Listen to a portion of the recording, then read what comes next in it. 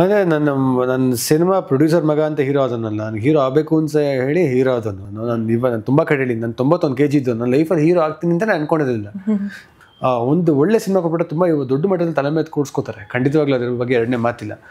ಆ ಒಳ್ಳೆ ಸಿನಿಮಾಗಳು ಆಗಬೇಕು ಅನ್ನೋದು ನನ್ನ ಹಠ ಅಷ್ಟೇ. ಸುದ್ದಿ ಮನೆಯ ಸಮಸ್ತ ವೀಕ್ಷಕರ ನಮಸ್ಕಾರ. ನಾನು ನಿಮ್ಮ ರವಿ ಸಾಸ್ನೂರ್.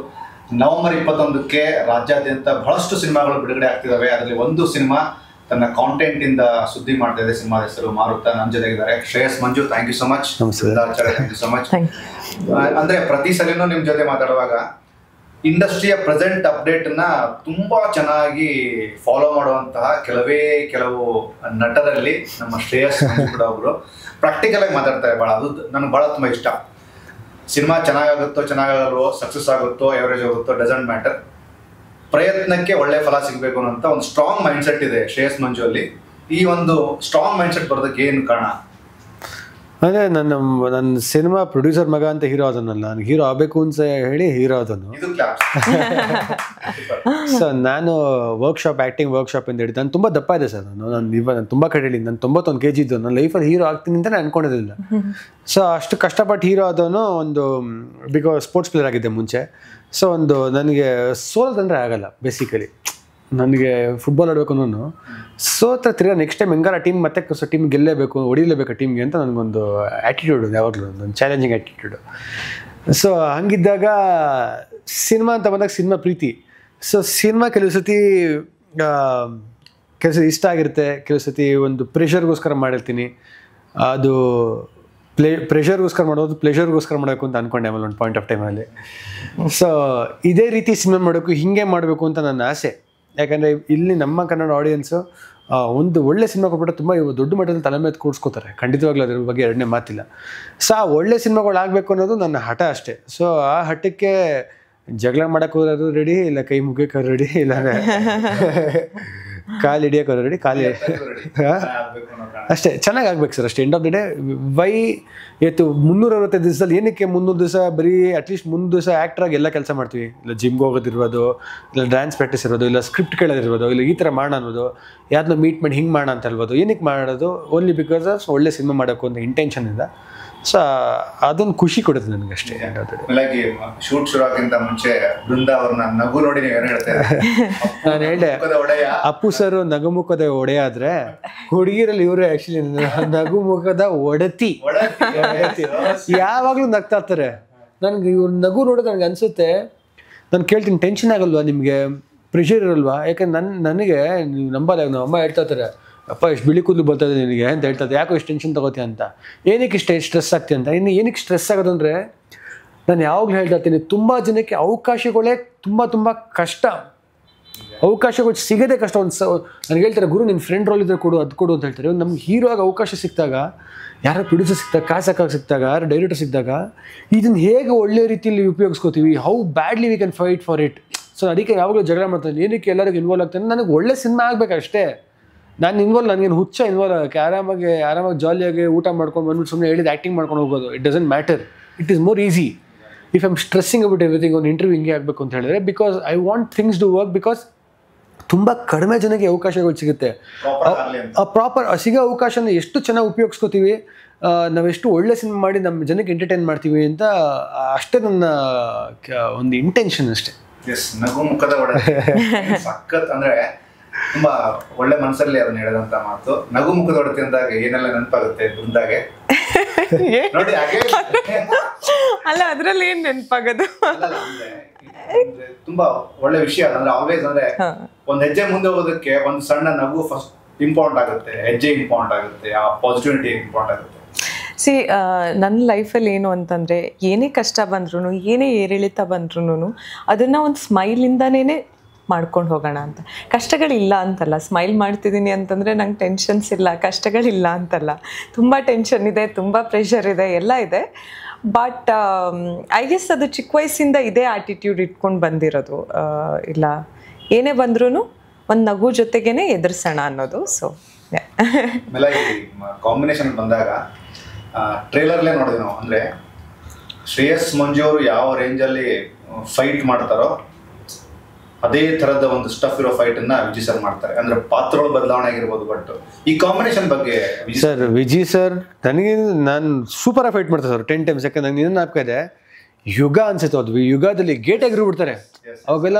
ಇನ್ನೂ ಸಖತ್ ಜಿಮ್ನಾಸ್ಟಿಕ್ಸ್ ಅವಾಗ ಸೇರ್ಕೊಂಡು ನಾನು ಈ ಕಡೆ ಅಪ್ಪು ಸರ್ದು ನೋಡಿದ್ರೆ ಅವ್ರು ಏನೇನೋ ಸ್ಟಂಟ್ಸ್ ಅವಾಗ ಇದ್ದಿದ್ದು ಇಂಡಸ್ಟ್ರಿ ಸ್ಟಂಟ್ ಮಾಡೋದು ಜಾಸ್ತಿ ಇಬ್ಬರೇ, ಅಪ್ಪು ಸರ್ ಈ ಕಡೆ ದುನಿಯಾ ವಿಜಯ್ ಅವರು. ಇವ್ರು ಯುಗದಲ್ಲಿ ಗೇಟ್ ಆಗಿರ್ಬಿಡ್ತಾರೆ. ನನಗೆ ಭಯ, ಈ ಚೂಪ್ ಇರೋ ಗೇಟ್ ಹೆಂಗೂರು ಎಗಿರ್ತಾರೆ ಈ ಮನುಷ್ಯ. ನಾನು ಕೇಳಿದೆ ಅನ್ಸುತ್ತೆ ಭಯ ಆಗಲ್ವಾ ಈ ಚೂಪ್ ಗೇಟ್ ಇದೆ ಎಗಿರ್ತಿರಲ್ಲ, ಮ್ಯಾಟ್ ಹಾಕೋಕ್ಕಲ್ಲ ಗೇಟ್ ಮೇಲೆ, ಅಟ್ಲೀಸ್ಟ್ ಕೆಗಡೆ ಹಾಕಿರೋದು.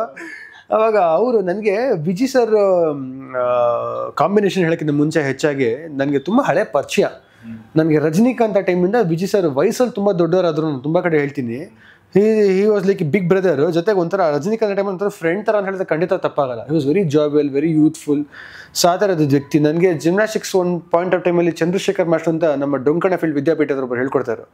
ಸೊ ನಾವು ಬೆಳಿಗ್ಗೆ ಸ್ವಲ್ಪ ಲೇಟ್ ಅವ್ರು ಹೇಳ್ತಾರೆ ದುನಿಯಾ ವಿಜಯ್ ಗೊತ್ತಾ ಅಂದ್ರೆ, ಹ್ಞೂ ಸರ್ ಗೊತ್ತು ಅಂತ ಹೇಳಿದೆ. ದುನಿಯಾ ವಿಜಯ್ ನನ್ನ ಶಿಷ್ಯ, ನನ್ನ ಹತ್ರ ಬರ್ತಾ ಇದ್ದ, 30 ವರ್ಷಕ್ಕೆ ಒಂದು ಬಂದು ಕಲ್ತಿದ್ದು ಹೀರೋ ಆಗಬೇಕು ಅಂತ. ಅವಾಗ ಹೆಂಗೆ ಪ್ರಾಕ್ಟೀಸ್ ಮಾಡ್ತಾ ಇದ್ದ ಅವ್ನು ಶ್ರೇಯಸ್, ನೀವು ಮಾಡ್ಬೇಕಾಗಿರೋದು ಅಂತ ಹೇಳ್ತಾರೆ. ಯಾಕೆ ಸರ್ ಅಂತ ಹೇಳಿದೆ, 100 ಸ್ಪ್ಲಿಟ್ಸ್ ಮಾಡೋ, 100 ಸತಿ ಸ್ಟ್ರೆಚಿಂಗ್ ಮಾಡೋ ಅಂದರೆ 100-200 ಸತಿ ಮಾಡ್ತಾ ಇರಂತೆ. I am not telling because of interview. So I have really lots of respect for him. ಏನಾಗುತ್ತೆ ಮುಂಚೆ ಫ್ರೆಂಡ್ಶಿಪ್ ಇತ್ತು, ಒಂದು ಗೌರವ ಇತ್ತು, ದೊಡ್ಡವರಾಗೋದು ಬೇರೆ.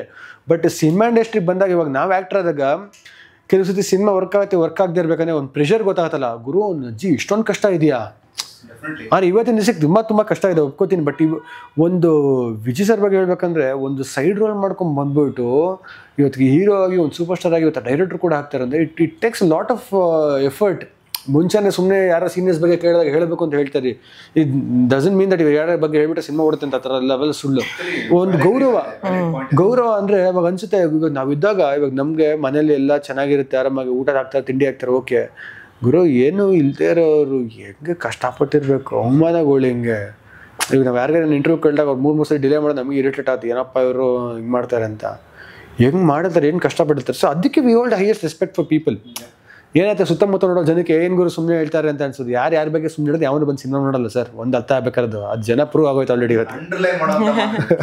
ಯಾರ ಬಗ್ಗೆ ಹೇಳಿದ್ರು ಜನ ಬಂದು ಬಿಟ್ಟಿಯಾಗಿ ಸಿನಿಮಾ ನೋಡಲ್ಲ. ಸಿನಿಮಾ ಚೆನ್ನಾಗಿದ್ರೆ ಬಂದು ನೋಡ್ತಾರೆ. ಮನದ ಕಡಲು ಸಿನಿಮಾದ ಪ್ರಮೋಷನ್ ಟೈಮಲ್ಲಿ ಲೂಲು ಮಾಲ್ ಹತ್ರ ದೊಡ್ಡ ಇವೆಂಟ್ ಮಾಡ್ತಾರೆ. ಅಲ್ಲಿ ಯಶ್ ಅವರು ಮೇನ್ ಗೆಸ್ಟ್ ಆಗಿ ಬರ್ತಾರೆ. ಅವತ್ತು ಇದೇ ಮಾತನ್ನ ಹೇಳ್ತಾರೆ ಗೊತ್ತಾ, ನಮ್ಮ ಪ್ರೆಸೆನ್ಸ್ ಜಸ್ಟ್ ಒಂದು ಅಟೆನ್ಷನ್ ಅಷ್ಟೇ. ಒಳ್ಳೆಯ ಪ್ರಯತ್ನಗಳು ಅದು ಹೊಸಬ್ರು ಹಳಬ್ರು ಮ್ಯಾಟ್ರ್ ಅಲ್ಲ. ಒಳ್ಳೆ ಸಿನಿಮಾಗಳನ್ನ ಮಾಡಿದಾಗ ನೀವು ನೋಡ್ಬೇಕು, ದಯವಿಟ್ಟು ಇಂಡಸ್ಟ್ರಿ ಇರೋರು ಒಳ್ಳೆ ಸಿನಿಮಾಗಳನ್ನೇ ಮಾಡಿ ಅಂತಾನೆ ಹೇಳಿದ್ರು. Correct. Because I was speaking to Yash also, he was very dear brother of mine. So ನಾನು ವಿಷ್ಣುಪ್ರಿಯ ಟೈಮಿಗೆ ಕೇಳಿದಾಗ ಅವ್ರು ಇದೇ ಹೇಳಿದ್ರು, ಇಲ್ಲ ಶ್ರೇಯಸ್ ಹಿಂಗೆ ನಾನು ಬಂದರೆ ಸಿನಿಮಾ ಓಡುತ್ತೆ ಅಂತ ಖಂಡಿತ ಸುಳ್ಳು, ಅಟೆನ್ಷನ್ ಸಿಗುತ್ತೆ ಅಂತ. ಅಣ್ಣ ನಂಗೆ ಅಟೆನ್ಷನ್ ಬೇಕಷ್ಟೇ, ನೀವು ಬನ್ನಿ, ನನಗೋಸ್ಕರ ಅಟೆನ್ಷನ್ ಸಿಗುತ್ತೆ ಅಂತ. ಸೊ ಇವತ್ತಿಗೆ ವಿಜಯ್ ಸರ್ ಅಷ್ಟೇ ಒಂದೇ ಮಾತು ಹೇಳಿದ್ದು, ಈ ಸಿನಿಮಾ ನಾನು ಬಂದಿರೋದು ನಿನಗೆ ಒಳ್ಳೇದಾಗಲಿ, ಈ ಸಿನಿಮಾದಲ್ಲಿ ನಿನಗೆ ಒಳ್ಳೇದಾಗಲಿ ಕಣೋ. ಈ ಸಿನಿಮಾ ಬಂದಿರೋದು ನಾನು ಈ ಸಿನಿಮಾ ದೊಡ್ಡ ಮಟ್ಟದಲ್ಲಿ ಗೆದ್ದಾದ್ಮೇಲೆ ನೀನು ಮತ್ತೆ ಸೋಲೋಗಿ ಇನ್ನೊಂದು ಸಿನಿಮಾ ಮಾಡಲೇಬೇಕು ಗೆಲ್ಲೋಕ್ಕೆ. ಇಲ್ಲ ಹೇಳ್ತಾರೆ ವಿಜಯ್ ಅವ್ರು ಇದ್ದಿದ್ದಕ್ಕೆ ಸಿನಿಮಾ ಗೆತ್ತು, ಇಬ್ಬರು ಕಾಂಬಿನೇಷನ್ ಸಿನಿಮಾ ಗೆಲ್ತು ಅಂತ. ಈಗ ದುನಿಯಾ ವಿಜಯ್ ಅವ್ರ ಕಾಂಬಿನೇಷನ್ ಇದ್ದ ತಕ್ಷಣ ಸಿನಿಮಾ ಗೆದ್ದ ತಕ್ಷಣ ನಾಳೆ ದಿವಸ ಇನ್ನೊಂದು ಸಿನಿಮಾ ಮಾಡಲೇಬೇಕು. ಬಟ್ ಏನಂತ ಹೇಳಿದ್ರೆ ಒಂದು ಒಳ್ಳೆ ಪ್ರಯತ್ನಕ್ಕೆ ಒಂದು ಸ್ಟಾರ್ ಸಿಕ್ಕಿದಾಗ ಅದು ಪವರೇ ಬೇರೆ ಆಗುತ್ತೆ. ಸೊ ದಟ್ ಈಸ್ ಒಂದು ಇಂಪ್ಯಾಕ್ಟ್ಫುಲ್ ಅಂತ ಹೇಳಕ್ಕೆ ಇಷ್ಟಪಡ್ತೀನಿ. ಇವಾಗ ಅಂಗಡಿ ಚೆನ್ನಾಗಿದೆ, ಬಿರಿಯಾನಿ ಚೆನ್ನಾಗಿದೆ, ಒಂದು ಒಳ್ಳೆ ಬೋರ್ಡ್ ಬೇಕಲ್ಲ, ಚೆನ್ನಾಗಿದೆ ಲೈಟಿಂಗ್ ಬೇಕಲ್ಲ, ಬ್ರ್ಯಾಂಡ್ ಬೇಕಲ್ಲ. ಬ್ರ್ಯಾಂಡ್ ಯಾವತ್ತು ದುನಿಯಾ ವಿಜಯ್ ಸರ್ ಅಂತ ಹೇಳಕ್ಕೆ ಇಷ್ಟಪಡ್ತೀನಿ. ಏನಮ್ಮ ನಿನ್ನ ಪಾತ್ರ ತುಂಬಾ ಚಿಕ್ಕದಾಗಿ ಕಾಣಿಸ್ಕೊಂಡಿದ್ರಿ ಟ್ರೈಲರ್ ಅಲ್ಲಿ, ತುಂಬಾ ಕಾಂಟೆಂಟ್ ನೋಡೋದಿದೆ ನಿಮ್ಮ ಪಾತ್ರಗಳ ಮೇಲೆ. ನಿಮ್ಗೆ ಈ ಸಿನಿಮಾ ಯಾಕೆ ಸ್ಪೆಷಲ್ ಆಗುತ್ತೆ? ನಂದು ಪ್ರತಿಯೊಂದು ಸಿನಿಮಾ ಅಂತ ತೊಗೊಂಡ್ರು ಒಂದು ಬೇರೆ ರೀತಿಯಾದಂಥ ಸಿನಿಮಾ ಇರಲಿ ಅಂತಲೇ ಅಂದ್ಕೊಂಡು ತೊಗೊಂಡಿರ್ತೀನಿ. ಆ್ಯಂಡ್ ಈ ಕಥೆ ಕೇಳಿದಾಗ ನನಗೆ ಒಂದು ಎಂಟರ್ಟೈನ್ಮೆಂಟ್ ಡೆಫಿನೆಟ್ಲಿ ಇದೆ, ಅದ್ರ ಜೊತೆಗೆ ಒಂದು ಒಳ್ಳೆ ಮೆಸೇಜ್ ಇರುವಂಥ ಸಿನಿಮಾ. ನೀವೀಗ ನಾನು ಬೇರೆ ಸಿನಿಮಾಗಳು ಏನೇನು ರೆಡಿ ಇದೆ ಅಥವಾ ರಿಲೀಸ್ ಆಗ್ತಾ ಇರುವಂಥ ಸೇಮ್ ಡೇ ಇನ್ನೊಂದು ಸಿನಿಮಾ ಕೂಡ ರಿಲೀಸ್ ಆಗ್ತಾ ಇದೆ. ಬಟ್ ಅದ್ರದ್ದು ಜಾನರ್ ತುಂಬಾ ಡಿಫ್ರೆಂಟ್ ಆಗಿದೆ, ಅದರಲ್ಲಿ ನನ್ನ ಪಾತ್ರ ಡಿಫ್ರೆಂಟ್ ಆಗಿದೆ. ಇಲ್ಲಿ ಅನನ್ಯ ಪಾತ್ರ ಏನು ಮಾಡಿದ್ದೀನಿ ತುಂಬಾ ಡಿಫ್ರೆಂಟ್ ಆಗಿದೆ. ನನಗೆ as an artist I had something different to do. That is the reason I took it up. ಅದ್ರ ಜೊತೆಗೆ ನೀವೊಂದು ತಾರಾ ಬಳಗ ಅಂತ ನೋಡಿದ್ರೆ ತುಂಬಾನೇ ಒಂದು ದಿಗ್ಗಜರಿದ್ದಾರೆ. ಎಸ್ ನಾರಾಯಣ್ ಸರ್ ಕಲಾ ಸಾಮ್ರಾಟ್ ಅವರ ಡಿರೆಕ್ಷನಲ್ಲಿ ಮಾಡೋದು ಆ್ಯಂಡ್ ತುಂಬಾನೇ ಒಂದು ಸಕ್ಸಸ್ ನೋಡಿರುವಂಥ ಚಿತ್ರರಂಗದಲ್ಲಿ ಇದ್ದು ಸಿನಿಮಾಗಳನ್ನು ನೋಡಿ ಸಿನಿಮಾಗಳನ್ನು ಜನರಿಗೆ ಎಂಟರ್ಟೈನ್ಮೆಂಟ್ ಮಾಡಿ ಬಂದಂಥ ಪ್ರೊಡ್ಯೂಸರ್ಸು ರಮೇಶ್ ಯಾದವ್ ಸರ್ ಆಗಿರ್ಬೋದು, ಕೆ ಮಂಜು ಸರ್ ಆಗಿರ್ಬೋದು. ಆ್ಯಂಡ್ ಅದ್ರ ಜೊತೆಗೆ ಶ್ರೇಯಸ್ ಅಂತ ಒಂದು ಎನರ್ಜಿ ಪ್ಯಾಕ್. ಸೊ ಎಲ್ಲನೂ I guess was very positive about this film. ನಾನು ಈ ಕಥೆ ಕೇಳಿದಾಗ ಅದಕ್ಕೋಸ್ಕರ ನಾನು ಫಸ್ಟ್ ಆಫ್ ಆಲ್ ಒಪ್ಕೊಂಡಿರೋದು. ಆ್ಯಂಡ್ ನೀವಂದ್ರಿ ಟ್ರೇಲರಲ್ಲಿ ತುಂಬ ಕಮ್ಮಿ ಕಾಣಿಸ್ಕೊಂಡಿದ್ದೀನಿ ಅಂತ. ನೀವು ಐ ಗೆಸ್ ಇಡೀ ಸಿನಿಮಾ ನಿಮ್ಮ ಅದನ್ನ ನೀವು ಸಿನಿಮಾದಲ್ಲೇ ನೋಡಬೇಕು. ಈಗ ಎಸ್ ನಾರಾಯಣ್ ಸರ್ ಸಿನಿಮಾದಲ್ಲಿ ಏನಾಗುತ್ತೆ ಅಂತಂದರೆ ಅವ್ರು ಯಾವ ಕ್ಯಾರೆಕ್ಟರ್ನು ಈಗ ಹುಡುಗಿರಿಗೆ ಅಂತ ಬಂದಾಗ ಐ ಫೀಲ್ ಲೈಕ್ ಅವ್ರದ್ದು ಸಿನಿಮಾಗಳಲ್ಲಿ ತುಂಬಾ ಒಂದು ದೊಡ್ಡ ಪ್ರಾಮುಖ್ಯತೆ ಇರುತ್ತೆ.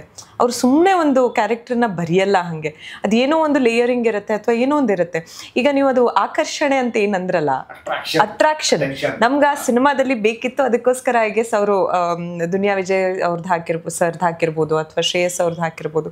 ಬಟ್ ನೀವು ಸಿನಿಮಾ ನೋಡಿದಾಗ ಗೊತ್ತಾಗುತ್ತೆ ಯಾವ್ಯಾವ ಕ್ಯಾರೆಕ್ಟ್ರಲ್ಲಿ ಎಷ್ಟೊಂದು ಲೇಯರ್ಸ್ ಇದೆ ಅಂತ. ಈ ಅನನ್ಯ ಕ್ಯಾರೆಕ್ಟರ್ ನಾನೇನು ಮಾಡಿದ್ದೀನಲ್ಲ, ತುಂಬಾ ಒಂದು ಮುಗ್ಧವಾದಂಥ ಅಮಾಯಕ ಹೆಣ್ಣು ಅವಳು.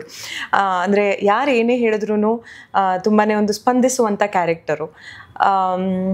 ಆ್ಯಂಡ್ ತುಂಬ ಲೇಯರಿಂಗ್ ಹೋಗುತ್ತೆ ಆ ಕ್ಯಾರೆಕ್ಟ್ರಿಗೆ ಕೂಡ. ಅದ್ರ ನಂತರ ಇವ್ರದ್ದು ಹೇಗೆ ಆ ಕ್ಯಾರೆಕ್ಟರ್ ಜೊತೆಗೆ ಸಂಬಂಧ ಇದೆ ಅಥವಾ ವಿಜಯ್ ಸರ್ ಹೇಗೆ ಇನ್ವಾಲ್ವ್ ಆಗ್ತಾರೆ, ಅದೆಲ್ಲ ಸಿನಿಮಾದಲ್ಲಿ ನವೆಂಬರ್ 21ಕ್ಕೆ